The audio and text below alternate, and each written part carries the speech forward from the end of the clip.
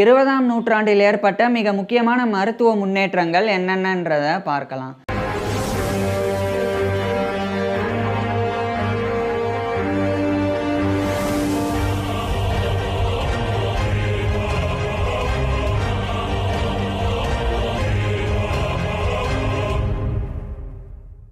ஆயிரத்தி 1901ஆம் ஆண்டு curl Landsteiner அப்படின்ற ஒரு Austrian American biologist ABO blood group சிஸ்டமை கண்டறிஞ்சாங்க.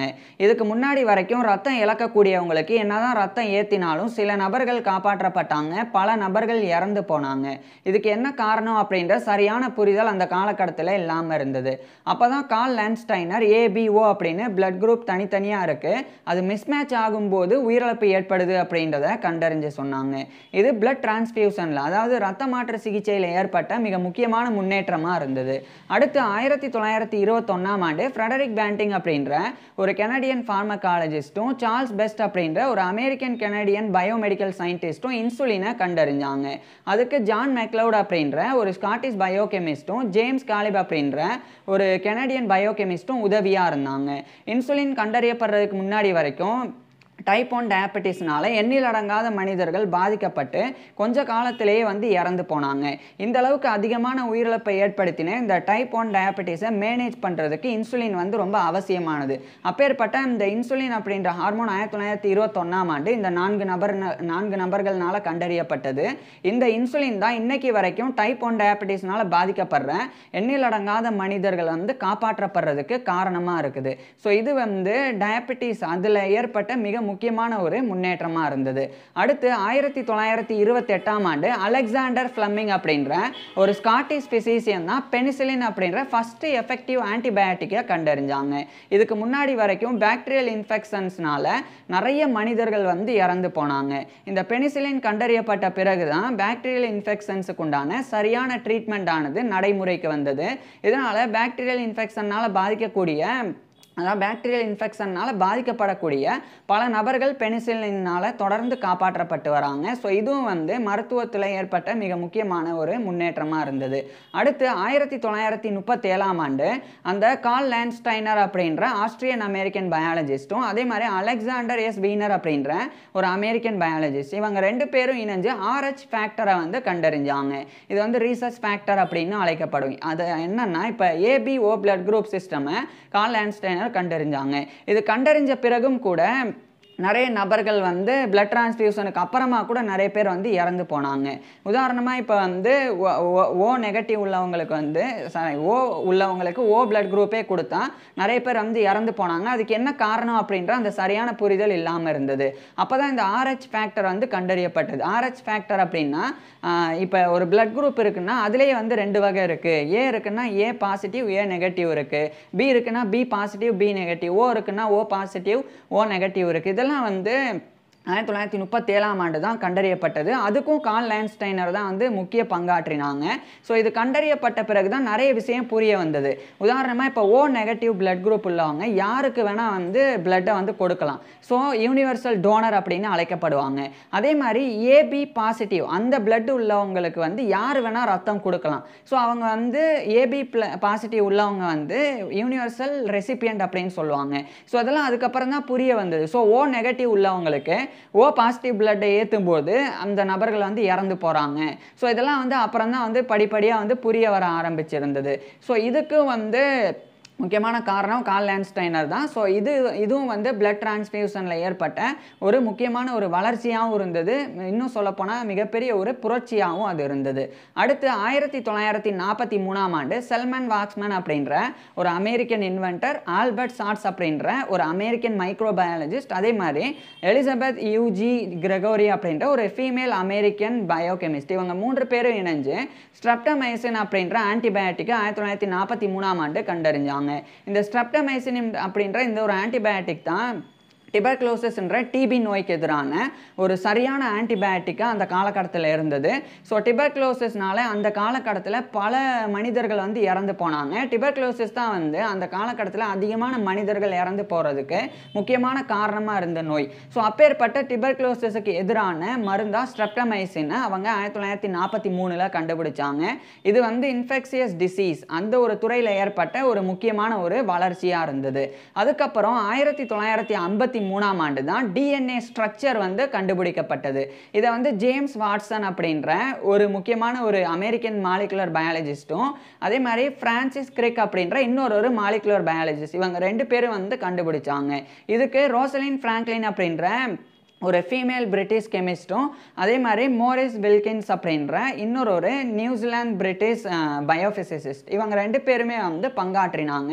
ஸோ அதுக்கப்புறம் தான் இந்த டபுள் ஹேலிக்ஸ் ஸ்ட்ரக்சர் வந்து டிஎன்ஏ உடையது அது வந்து கண்டறியப்பட்டது. இது வந்து மரபியல் மற்றும் உயிர் தொழில்நுட்பவியல் இதில் ஏற்பட்ட மிக முக்கியமான ஒரு வளர்ச்சியாக இருந்தது.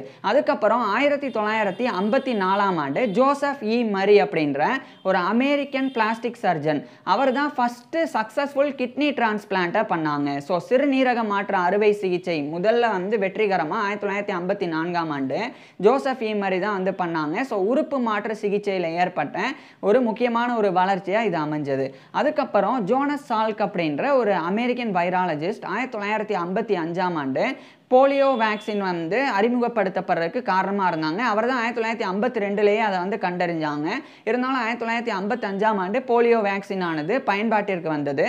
அதுக்கப்புறம் ஆல்பர்ட் சேபின் அப்படின்ற இன்னொரு சயின்டிஸ்ட் ஒரு வைராலஜிஸ்ட்னால அந்த ஒரு போலியோ வேக்சின் வந்து ஜோனஸ் சால்க் வந்து ஐபிவியா அதாவது இன்ஜெக்டட் போலியோ வேக்சினாக கண்டறிஞ்சாங்க.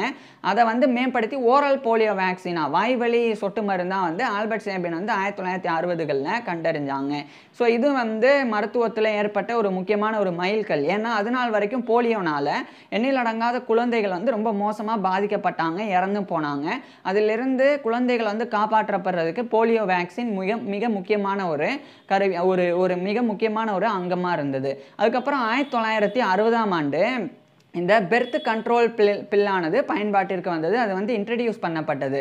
அதாவது இது வந்து ஃபஸ்ட்டு ஓரல் கான்ட்ரசெப்டிவ் அதாவது வாய் வழியாக எடுத்துக்கக்கூடிய மாத்திரை கருத்தடை மாத்திரை இது 1960ஆம் ஆண்டு இன்ட்ரடியூஸ் பண்ணப்பட்டது. இதுவும் வந்து இந்த குழந்தை பேரு அது சம்மந்தப்பட்ட துறையில் ஏற்பட்ட ஒரு பெரிய ஒரு வளர்ச்சியாக இருந்தது. அதுக்கப்புறம் 1963ஆம் ஆண்டு தாமஸ் டார்சில் அப்படின்ற ஒரு அமெரிக்கன் ஃபிசிஷியன் தான் ஃபஸ்ட்டு சக்ஸஸ்ஃபுல் லிவர் டிரான்ஸ்பிளான்ட்டாக பண்ணாங்க.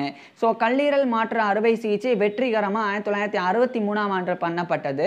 அதை தாமஸ் டார்சில் வந்து பண்ணாங்க. அடுத்து 1967ஆம் ஆண்டு கிறிஸ்டியான் பார்னார்ட் அப்படின்ற ஒரு சவுத் ஆஃப்ரிக்கன் கார்டியாக் சர்ஜன் தான் first heart transplant successful heart transplant வந்து பண்ணாங்க. ஸோ இருதய மாற்று அறுவை சிகிச்சை 1967ஆம் ஆண்டு வெற்றிகரமான இருதய மாற்று அறுவை சிகிச்சை இந்த உலகத்தில் பண்ணப்பட்டது. இதுவும் வந்து மருத்துவத்தில் ஒரு முக்கியமான மைல்கல். அதுக்கப்புறம் 1971ஆம் ஆண்டு காட்ஃப்ரீ ஹவுன்ஸ்ஃபீல்ட் அப்படின்ற ஒரு பிரிட்டிஷ் எலக்ட்ரிக்கல் இன்ஜினியரும் அதே மாதிரி ஆலன் மெக்லோட் கோர்மேக் அப்படின்ற இன்னொரு ஃபிசிசிஸ்ட்டும் இவங்க 2 பேரும் இணைஞ்சு சிடி ஸ்கேனை வந்து கண்டுபிடிச்சாங்க. அதுதான் வந்து கம்ப்யூட்டர் டோமோகிராஃபி அப்படின்றது. ஸோ இது வந்து உடல் உள்ளுறுப்புகளினுடைய இமேஜிங்கை வந்து எடுக்கிறதுக்கும் அந்த இன்டர்னலாக இருக்கக்கூடிய பிரச்சனைகளை பெட்டராக டயக்னோஸ் பண்ணுறதுக்கும் முக்கியமான ஒரு கருவியாக இருந்தது. இது 1971ஆம் ஆண்டு இவங்க 2 பேர்னால கண்டுபிடிக்கப்பட்டது. இதனாலேயே பிற்காலத்தில் இவங்க 2 பேரும் Nobel prize for physiology R medicine அதாவது உடலியல் அல்லது மருத்துவத்திற்கான நோபல் பரிசை பெற்றாங்க. அதுக்கப்புறம் 1978ஆம் ஆண்டு தான் ஃபஸ்ட்டு டெஸ்ட் டியூப் பேபி வந்து பிறந்தது. அது வந்து லூயிஸ் ஜாய் ப்ரவுன் அப்படின்ற ஒரு பெண் குழந்தை 1978ஆம் ஆண்டு ஜூலை 25 அன்னைக்கு பிறந்தது. இதுதான் வந்து இன்விட்ரோ ஃபெர்டிலைசேஷன் அதாவது குழந்தை பிறப்பு அந்த பாக்கியம் இல்லாத நபர்களுக்கு வந்து இந்த டெஸ்ட் டியூப் பேபி அது வந்து இன்றைய காலகட்டத்தில் வந்து பெரிய அளவில் பயன்பாட்டில் இருக்குது. அது வந்து ஃபஸ்ட்டு 1978ஆம் ஆண்டு தான் சக்ஸஸ் ஆச்சு. அதனால பிறந்த லூயிஸ் ஜாய் ப்ரவுன் அப்படின்ற இந்த ஒரு பெண் வந்து இங்கிலாந்து பிறந்தாங்க. இவங்க இன்னைக்கு வரைக்குமே வந்து உயிரோட இருக்கிறாங்க. இது வந்து ஒரு குறிப்பிடத்தக்க வேண்டிய விஷயம். அடுத்து 1980ஆம் ஆண்டு தான் ஸ்மால் பாக்ஸ் அப்படின்ற பெரியம்மை நோயானது இந்த உலகத்திலிருந்து முழுமையாக வந்து இராடிகேட் பண்ணப்பட்டது, ஒழிக்கப்பட்டது. இது ரொம்ப முக்கியமான ஒரு விஷயம். ஏன்னா அவ்வளோ காலகட்டம் பல நூற்றாண்டுகளாக ஸ்மால் பாக்ஸ்னால பல கோடிக்கணக்கான மனிதர்கள் வந்து இறந்து போனாங்க. அப்பேற்பட்ட ஸ்மால் பாக்ஸ் வந்து 1980ஆம் ஆண்டு முழுமையாக அந்த உலகத்திலிருந்து ஒழிக்கப்பட்டது. இன்றைக்கி இந்த பெரியம்மை அப்படின்ற நோய் வந்து இந்த உலகத்தில் எந்த இடத்துலையுமே கிடையாது. ஸோ அது 1980ஆம் ஆண்டு சாத்தியமானது. அதுக்கப்புறம் 1983ஆம் ஆண்டு இந்த எய்ட்ஸ் ஏற்படுறதுக்கு HIV காரணம் அப்படின்றது கண்டறியப்பட்டது. அதாவது ஹியூமன் இம்யூனோ டெஃபிஷியன்சி வைரஸ் இதுதான் எய்ட்ஸ் ஏற்படுறதுக்கு காரணம் அப்படின்ற சரியான புரிதல் 1983ஆம் ஆண்டு ஏற்பட்டது. அதுக்கப்புறம் அதே 1983ஆம் ஆண்டு தான் சைக்ளோஸ்போரின் அப்படின்ற ஒரு ட்ரக் வந்து ஒரு மெடிகேஷன் வந்து அறிமுகப்படுத்தப்பட்டது. இது வந்து immunosuppressive drug. So immunosuppressive drug வந்து ரொம்ப எஃபெக்டிவாக கண்டுபிடிக்கப்பட்டது 1983ஆம் ஆண்டு. அது ரொம்ப எஃபெக்டிவானது சைக்ளோஸ்போரின் தான். இம்யூனோ சப்ரசிவ் ட்ரக்னா என்னன்னா, இப்போ வந்து பொதுவாக ஒரு நபரினுடைய இதயம் வந்து செயலிழந்துருச்சு அப்படின்னு வேற ஒரு இறந்த நபருடைய இதயத்தை எடுத்து இன்னொரு நபருக்கு பொருத்துறாங்க அப்படின்னா, அப்ப அந்த இதயத்தை பெறக்கூடிய அந்த நபரினுடைய உடல் வந்து அந்த இருதயத்தை வந்து ஃபாரின் ஆப்ஜெக்டா ரெகக்னைஸ் பண்ணி அதை எதிர்த்து போராட ஆரம்பிக்கும். ஸோ நோய் எதிர்ப்பு சக்தியெல்லாம் அதிகரித்து அந்த இதயத்தை பாக்டீரியா அல்லது வைரஸ் ஃபங்கை மாதிரியான ஏதோ ஒரு ஃபாரின் ஆப்ஜெக்ட் அப்படின்னு சொல்லி அந்த இதயத்தை வந்து அழிக்க ஆரம்பிக்கும். ஸோ அதை தடுக்கிறதுக்கு இம்யூன் சிஸ்டத்தை அந்த நோய் எதிர்ப்பு சக்தியை அடக்கிறதுக்காக கண்டுபிடிக்கப்பட்ட ட்ரக் தான் இம்யூனோ சப்ரசிவ் ட்ரக். அது 1983ஆம் ஆண்டு சைக்ளோஸ்போரின் தான் அந்த ட்ரக்காக வந்து கண்டறியப்பட்டு அது ரொம்ப வந்து எஃபெக்டிவாக வந்து பயன்பாட்டிற்கு வந்து கொண்டு வரப்பட்டது. அதுக்கப்புறம் 1990 இந்த காலகட்டம் வந்து ரொம்ப முக்கியமான ஒரு காலகட்டம் மரபியல் துறையை பொறுத்த வரைக்கும். ஏன்னா இந்த ஹியூமன் ஜீனோம் ப்ராஜெக்ட் அப்படின்றது இன்டர்நேஷனல் லெவலில் 1990ஆம் ஆண்டு லான்ச் பண்ணப்பட்டது. இதை பொறுத்த வரைக்கும் இந்த ஒட்டுமொத்தமாக ஹியூமன் ஜீனோமை மேப் பண்ணுறதுக்கான ஒரு முக்கியமான ஒரு முயற்சி இது 1990ஆம் ஆண்டு இந்த ஒரு முயற்சி எடுத்துக்கொள்ளப்பட்டது. இதனால் ஜெனட்டிக் ரிசர்ச் மரபணு ஆராய்ச்சியில் இது வந்து ஒரு மிகப்பெரிய ஒரு மைல்கல்லாக அமைஞ்சது. இதுக்கப்புறம் இந்த மரபணு ஆராய்ச்சி வந்து மிகப்பெரிய அளவில் இன்றைய காலகட்டத்தில் பெரிய அளவில் வளர்ச்சி அடைஞ்சு போயிட்டு இருக்குது. அதுக்கு முக்கியமான காரணமாக இந்த ஹியூமன் ஜீனோம் ப்ராஜெக்ட் ஆனது இருக்குது. அடுத்து 1996ஆம் ஆண்டு தான் இந்த எய்ட்ஸை மேனேஜ் பண்ணுறதுக்குண்டான ஆன்டிரெட்ரோவைரல் தெரப்பியானது கண்டறியப்பட்டது. அது எஃபெக்டிவாக 1996ஆம் ஆண்டிலிருந்து பயன்பாட்டிற்கு வந்தது. இதுக்கு முன்னாடி வரைக்கும் எய்ட்ஸ்னால் பாதிக்கப்பட்டாலே இறந்து போயிடுவாங்க. அந்த அளவுக்கு கொடுமையாக அதிகமான இறப்புகளை ஏற்படுத்தக்கூடியதாக எய்ட்ஸ் ஆனது இருந்தது.